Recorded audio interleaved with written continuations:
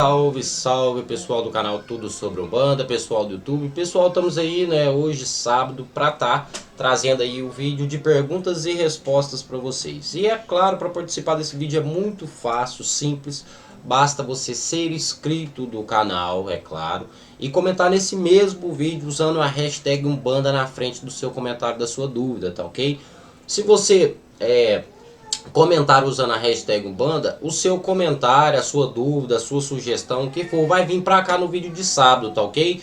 E é claro, se você não comentar usando a hashtag Umbanda, você vai ser respondido da mesma forma que somente nos comentários. A sua pergunta, a sua dúvida não vai vir pra cá, tá ok? E é claro, você deve ser inscrito do canal, então vamos lá, se inscreve, né? Não perca mais tempo. E para que o vídeo não se alongue muito, porque são muitas as perguntas, lembrando que o vídeo de sábado ele é dividido em duas partes, né? Como é muitas as perguntas, então é dividido em duas partes, tá ok? Vamos lá para as primeiras perguntas. Quem faz a primeira pergunta é o José Alves de Carvalho. Ele pergunta: Deus abençoe hoje e sempre. Hoje quero perguntar, né? Abençoe você também, José. Para se aprofundar no conhecimento da Umbanda, é preciso estudar? Observação: pois eu conheço pais de terreiros que são leigos, mas de uma experiência grandiosa e cheia de luz. Obrigado. José, é uma pergunta até interessante e vai ter uma resposta clara. Hoje em dia, a questão de você virar um pai de santo ficou tão fácil, né? Ficou uma coisa tão, vamos dizer assim, tão manipulada ali, que às vezes acaba perdendo a essência. Hoje em dia, para você virar um pai de santo, você faz um curso aí pela internet, você faz um curso com outro pai de santo e vira pai de santo, né? Isso é errado. Eu acho que, na minha opinião, o estudo e a experiência, elas devem caminhar junto, tá ok? Você deve ter experiência sim. Muitas das vezes aquilo que você estuda, aquilo que você lê, não tem tanta importância quanto a prática. É por isso que eu aconselho vocês a aprender com os mais velhos, porque eles têm a prática, entende? Então, vamos dizer assim que os dois têm que caminhar junto, o estudo e a prática, principalmente hoje em dia, que a Umbanda está crescendo muito. Então os dois devem caminhar junto, o estudo e a prática, tá ok? E principalmente, quando você for estudar, aprenda com os mais velhos, porque eles têm muito o que ensinar para nós, tá ok? Próxima pergunta é da Molina Vitra. Ela pergunta: axé para você, axé. Como pessoas que estão na Umbanda há muito tempo conseguem ver que sou filha de Inhaçã, Oiá? Olham para mim e dizem: você é filha de Inhaçã, né? Como é possível identificar? E não sei. Então, Molina, isso é simples. Quando uma pessoa é de Umbanda há algum tempo já, a pessoa de Candomblé, a pessoa ela sente a vibração de algumas entidades e de alguns orixás perto de você. É claro que para você ter essa confirmação, você precisa fazer o jogo de búzios, tá ok? Mas isso é comum. Às vezes você passa na frente de um médium, o médium ele vai sentir a radiação, ele vai sentir a presença de Inhaçã perto de você e vai falar que você é filha de Inhaçã. Isso é muito comum, por quê? Porque os médios, a maioria desses médios são médios sensitivos, médios que sentem a presença do orixá do seu lado, tá ok? Então isso é comum. Próxima pergunta aqui é do Gian Silva. Ele pergunta: pai, amo a religião da Umbanda, porém sou católico e queria saber se posso mudar de religião e como fazer isso. Gratidão, pai. Jean, se for o seu desejo, você pode mudar de religião sim, que não tem problema algum. Você sendo de Umbanda, você pode sair da Umbanda, virar um evangélico. Você sendo evangélico, você pode sair do evangélico e ir para a igreja católica. Isso não importa, tá ok? Não tem problema algum e não é errado, porque você tem a sua escolha, você tem o seu livre-arbítrio. Você pode entrar em qual religião você desejar, ou seja, a religião que você se sentir bem, tá ok? Não tem problema com isso não. Muitas pessoas falam que tem problema, mas é tudo mentira. Próxima pergunta é da Nathalie Oliveira Ferreira. Ela pergunta: é normal o médium ficar bêbado depois de uma incorporação de Exu ou Pombagira? Nathalie Oliveira. Se é normal, né? Normal, isso pode acontecer. Só não é comum, tá ok? Mas isso pode acontecer sim. Às vezes o Exu ele acaba bebendo demais e acaba deixando aquela essência no médium. Então o médium ele acaba sentindo esses sintomas que acaba ficando bêbado. Então isso acontece, só não é muito comum, tá ok? Mas isso acontece sim. Isso acontece também devido a entidade estar um pouco fraca, ou o médium, ou até mesmo o médium estar um pouco fraco. Às vezes acontece devido a entidade estar fazendo um trabalho mais pesado e acaba refletindo no médium. Então isso acontece. Não é normal, quer dizer, é normal, mas não é comum, tá ok? Próxima pergunta é da Ruth Eduardo. Ela pergunta: pai, eu tenho uma pergunta. Tem tempo certo para assentar o santo? Como se sabe qual santo se deve assentar? Hashtag Umbanda. Ó, o tempo certo, na minha opinião, não existe um tempo certo para você fazer um assentamento para o seu santo, para o seu orixá, para o seu Exu, para a sua entidade. Não existe um tempo certo. Mas olha, qual tempo é o melhor para você sentar? Né? Quando você sentir vontade, quando você já estiver sabendo como fazer esse assentamento, tá ok? E como saber qual o santo que você deve se assentar. Ó, a primeira coisa é você fazer o jogo de búzios. Depois que você faz o jogo de búzios, você fica sabendo qual o santo você deve assentar, ou quais os santos você deve assentar. Você, primeiramente, você deve saber os seus orixás, seu pai e sua mãe de cabeça. Através deles, você vai conseguir saber qual santo você vai assentar. Primeiramente, né, claro, é o seu primeiro santo. Você deve fazer o assentamento para ele primeiro, tá ok? Próxima pergunta é do Diário de Maria. Ela pergunta: como ser uma boa cambona? Axé, pai. É simples. Para ser uma boa cambona, você precisa de dedicação e comprometimento. Você tendo isso, você vai ser excelente, um excelente cambona, tá ok? Dedicação. Próxima pergunta é da Amanda Divina. Ela pergunta: fala um pouco das 7 cruzilhadas. Pode deixar, assim que possível, estarei falando sobre ela aqui. Muita gente está pedindo. Pode deixar que eu vou fazer assim que possível.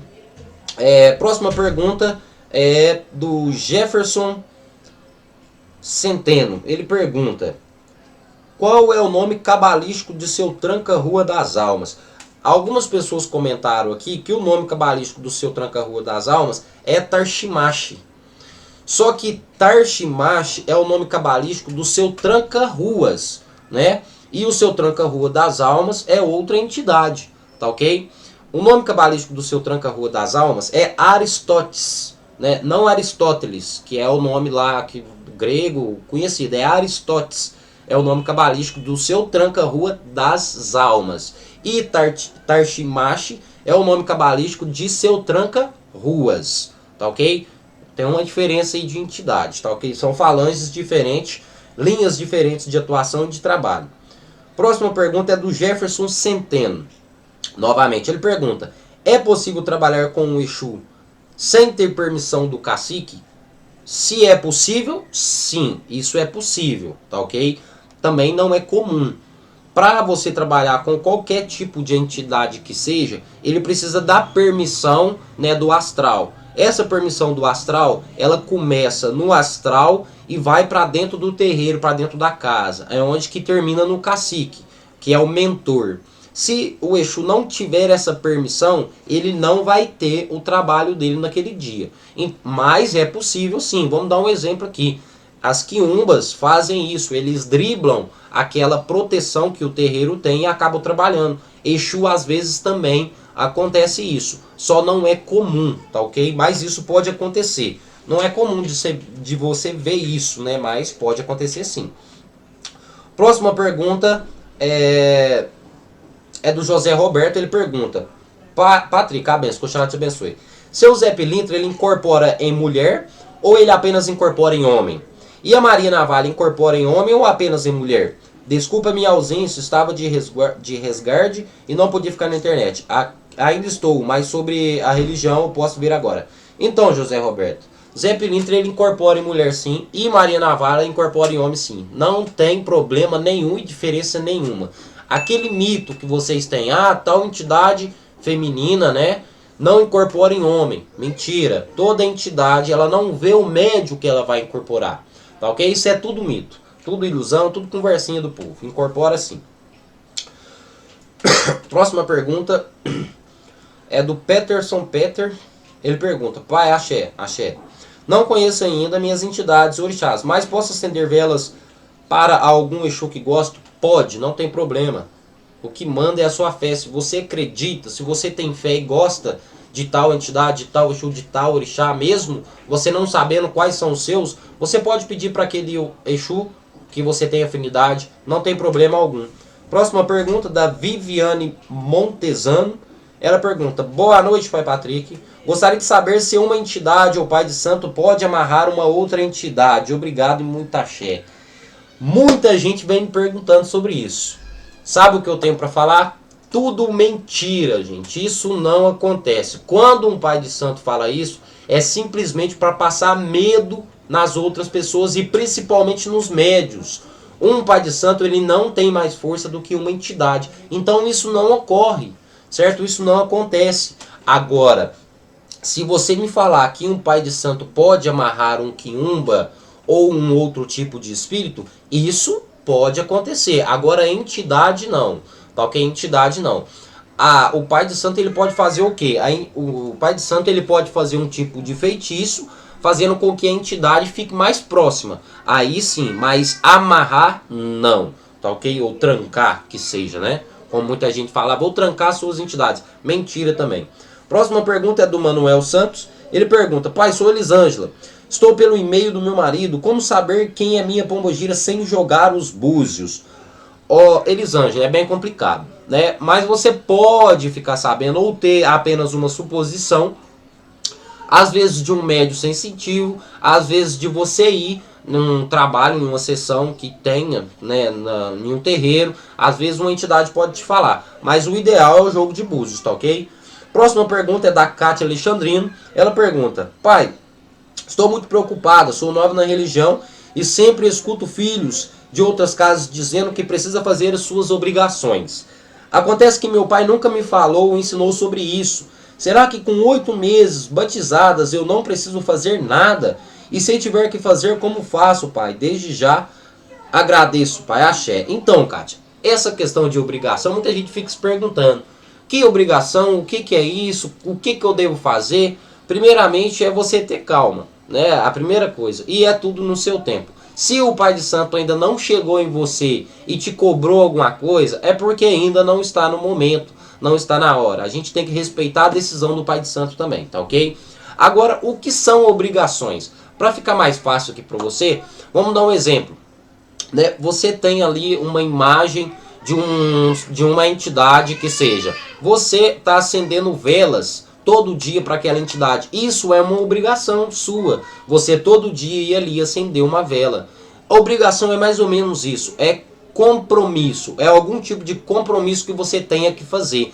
Tá ok? Vamos dar um exemplo. Aquele pai pequeno que vai no terreiro para todo dia firmar para Exu antes de abrir os trabalhos. Essa é a obrigação dele. Tá ok? Então, a gente tem que ter calma. As obrigações vêm com o tempo. Tá ok? Pode ficar tranquilo nessa parte. Vamos lá para a próxima pergunta, que é da Kátia Alexandrino novamente. Ela pergunta: benção, pai, que o Xará te abençoe.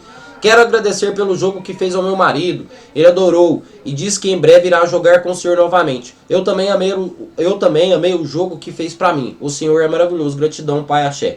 Muito obrigado, Kátia. Dá um abraço aí no seu marido. Até esqueci o nome dele agora. Mas dá um abraço nele, que o Xalá abençoe a todos vocês. E eu fico muito agradecido por vocês terem gostado. O Xalá abençoe cada um de vocês. Próxima pergunta é da Natália Oliveira. Ela pergunta: pai, me tira uma dúvida. Quando eu acendo velas para meus orixás, elas queimam tudo. O prato fica limpo. É sinal que foi aceita as velas? Natália Oliveira: sim. Isso é um bom sinal. É um sinal que as entidades e os orixás aceitaram aquele seu pedido, aquele seu agradecimento. Então isso é muito bom. Próxima pergunta é da Silvia Souza. Ela pergunta: eu frequento uma casa de umbanda, mas não participo. Eu vou de 15 a 15 dias. Eu adoro ir lá, me sinto bem lá. O pai de santo lá, ele do nada conseguiu me conquistar minha amizade. Ele tem umas da entidade dele que eu adoro. Quando ela vem na terra, ela pergunta para a amiga que eu sou. Eu me dou muito bem com ela e ela está me ajudando. Aí vai minha pergunta: ela é a cigana rainha das 7 encruzilhadas. Adoro ela. Tem algum problema de eu ser amiga dela? Não tem problema não. Isso é até bom, você ser amigo de uma entidade. Ela é muito verdadeira, por isso que eu gosto dela. Depois que eu conheci, ela lá me autoestima, começou a me levantar. Aconteceu muitas coisas tristes comigo antes de conhecer. Eu posso ser amiga dela, pai, sem problema. Achei, pai, adoro seus vídeos. Silvia Souza, você pode ser amiga sim de uma entidade dela, e isso é excelente. Você ser amiga de uma entidade, a entidade ter confiança em você e você ter confiança na entidade. Isso é ótimo, não tem problema algum, tá ok? Eu aconselho a todo mundo ter um parceiro, ter um amigo, o Exu, uma pombogira, ter uma amizade, porque é ótimo. Próxima pergunta é da Eliane Santos. Ela pergunta: boa tarde, Patrick. Boa tarde. Então, quando eu era criança, minha mãe tinha uma mãe de santo. E segundo ela, falava que eu era filha de Oxum com Xangô. E eu gostaria de saber como eu faço para saber se eu sou mesmo filha deles, pois era criança e não entendia muito desse. Desde já agradeço muito, axé para todos. Eliane, conselho para você é procurar o jogo de búzios para você ter essa confirmação, tá ok? No jogo de búzios você vai ter a confirmação. Próxima pergunta é da Silvia Fonseca. Ela pergunta: pai, preciso de ajuda para a prosperidade em todos os aspectos, pois venho sofrendo muito há muito tempo com sintomas de depressão. Opa. Não sinto prazer em mais nada. Já fui aos médicos, mas não tive melhora. O senhor poderia passar uma simpatia para o meu caso? Desde já, gratidão e axé. Silvia Fonseca. Em breve eu vou estar passando algumas simpatias aqui para isso, para estar ajudando. Mas um conselho que eu posso dar para você é o quê? Tome banhos de limpeza de manjericão, que vai te ajudar bastante. Banhos de manjericão, ele serve para estar limpando o espiritual. Então isso vai estar te ajudando, vai estar te aliviando. E em breve eu estarei colocando algumas simpatias aqui no canal. Próxima pergunta é da Natiele Soares. Ela pergunta: quando uma entidade ou sombra acaba derramando cerveja ou líquido, pode fazer uma forma de determinada situação? Por exemplo, a cerveja derramada tem a forma de uma mulher. Isso é realmente possível? Natiele Soares, é possível. Depende de qual foi o propósito, né, do derramar essa cerveja. Mas é possível sim. O derramar de uma vela, da cera de uma vela, é possível. Em breve eu estarei colocando aqui alguns significados, né, das velas para vocês terem. Mas é possível sim, depende de qual foi o propósito, né, de estar derramando essa cerveja, tá ok? Mas é possível sim. É até comum, vamos dizer assim, né? Próxima pergunta da Natiele Soares novamente. Ela pergunta: olá, pai Patrick. Gostaria de saber se cada avalanche de entidades possui 7. Exemplo: malandros são 7 linhas e cada caboclo tem 7 entidades em cada linha. Esse é um assunto um pouco mais complicado na questão de falange e na questão de linhas, né? A falange, ela abrange inúmeras entidades, não somente 7, mas inúmeras. Vamos dar um exemplo: a falange de seu tranca-ruas, né? Ela abrange várias falanges, né? Várias entidades. Vamos dar um exemplo: tem o seu tranca-ruas, né? Que é o chefe de falange, e desse chefe tem as outras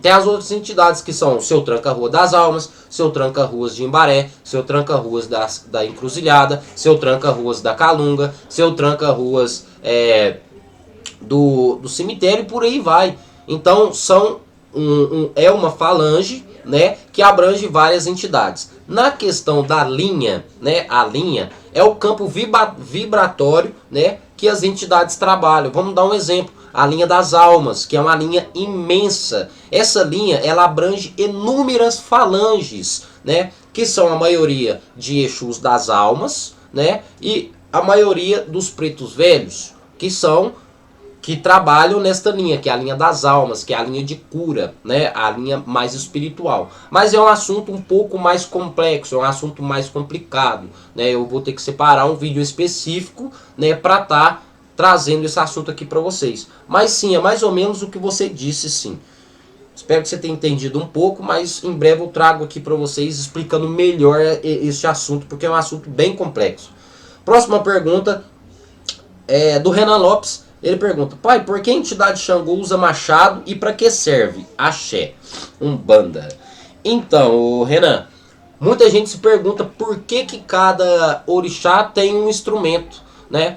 Esses instrumentos que Xangô tem, ou que outros orixás têm, vem devido à sua vida, né, quando estava em terra. Xangô usa machado, que é o simbolismo de guerra, porque Xangô em vida também era guerreiro, lutava. E o seu machado era para cortar mesmo, gente. O seu machado era para cortar, para lutar. Então, por isso que ele usa o machado. E também usa a balança, também usa o livro. É devido a isso. O machado simboliza a guerra, simboliza a vitória. Próxima pergunta é do Rafael Faustino. Ele pergunta: gostaria de saber a história do Exu Garrancho. Não tem quase nada na internet falando dele. Realmente não tem nada falando sobre ele. Assim que possível, eu trago a história dele aqui no canal, tá ok? Próxima pergunta do José Carlos, né? Ele pergunta: pai, faz um vídeo incorporando alguma entidade. Pode ser Exu ou Orixá. Você que escolhe. Isso não é um mandamento, é um pedido. Ficarei muito feliz se fizer. Obrigado, Axé. Em breve eu estarei trazendo aqui no canal já para o pessoal dar uma olhada, que o pessoal está cobrando bastante. Próxima pergunta e a última pergunta do Nizete Firmino. Ele pergunta: Patrick, todos os dias eu acordo com uma música na cabeça e é sempre sobre um Exu.